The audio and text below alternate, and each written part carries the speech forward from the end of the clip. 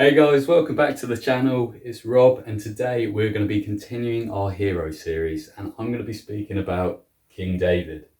So initially, I've always known David for killing Goliath and becoming king, but after doing a little bit more research, I found out it's really interesting because David, there's more written about him than any other character in the Bible apart from Jesus. So today I'm just going to outline his story and mention the three main points as to why I think he's a hero of the faith.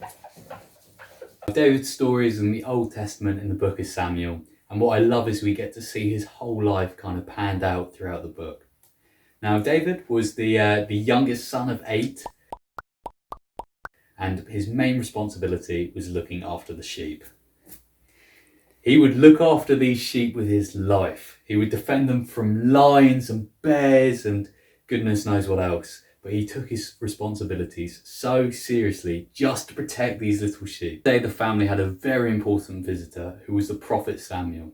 Now God spoke to Samuel and said, I want you to go to David's father's house to anoint the future king.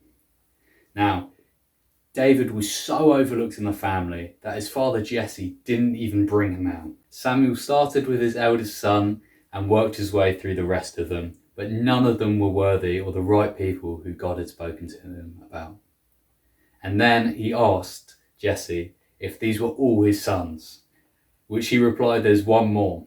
So they went out to go get David, who was in the fields looking after the sheep still. They brought him in, and Samuel knew instantly that this was the right person who God had spoken to him about. Now this brings me on to my first point about why David is a hero of the faith. In 1 Samuel 16 verse 7, God's basically saying, I do not consider his appearance, but I do consider his heart. And that's the thing about David. What separated him from his brothers and everybody else wasn't his outward appearance, it was his heart. In the Bible, it says that David was a man after God's own heart. Now, he's the only person in the Bible to get that title. But what does it mean to be a man after God's own heart? Well, it meant that David was always hungry for him. He had passion for him. He was constantly seeking him. And despite his failures later on, he always tries to please God. Now, despite being the smallest and the youngest of his brothers, Samuel anointed David as king. Now, what I love about this story is I feel like I can really relate to it because I didn't have any brothers, but out of all of my friends, I was by far the smallest. And David's story just really gives me hope. How he goes on to then accomplish everything he does, all the amazing things, despite being the one who wasn't the obvious choice. Now, I know that we all have different insecurities about ourselves, but I just wanted to remind you that despite all of these different things, it doesn't stop us from God's love and the plans that he has for us. Now, this brings me on to my second point as to why David is a hero of the faith, which is due to his bravery and faith he had when facing Goliath. When the Israelite army faced Goliath, everybody considered his appearance and not his heart, apart from David. They were all terrified, but David saw a bigger view of God than he did of Goliath. This story really shows us how that when we trust in God, we can accomplish great things, and that it shouldn't let fear stop us from doing things that we love. In 1 John 4:18, it says, perfect love drives out fear. When David faced Goliath, he was probably very scared, but because he knew that God was with him, he had the confidence which nobody else had to take on Goliath. Now, I know that many of you might be going through your own battles and challenges right now, but I just really encourage you to kind of view these kind of things from a different perspective and just trust that God is bigger than all of these things.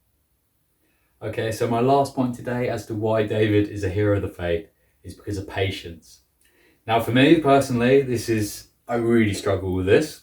I know if I order something on Amazon and it doesn't come the next day or whatever, that really annoys me. And I know if we look at David's life, it's crazy to think how patient he was throughout his whole lifetime. As a boy, when he was serving in the fields, looking after the sheep, he would quite often be watching over his brothers, doing exciting things, and he was stuck in the fields with nothing to do other than just to look after the sheep and look towards God. Even when Samuel did anoint him as the king, it took years and years of waiting for him to finally become king. In that time, he was camping out in caves, hiding from people trying to kill him. And he spent so long having to be patient and just waiting for the time to come for him to become king. Quite often, I think it's just amazing how God works. People can hear from God really clearly, him asking them or telling them their calling, what they're going to be later on, but putting it into perspective, waiting along all this time, thinking, when is this going to happen? Knowing from a young age that you might do this when you're older, and then being stuck in certain positions. It must be so hard to go through these times and thinking, where are you, God? So the fact that he was so patient throughout his life is such an inspiration to me, and why I think he's such a hero of the faith. So just to recap my 3 points, the first one was David was a man after God's own heart. The second one was because of his sheer bravery and faith he had.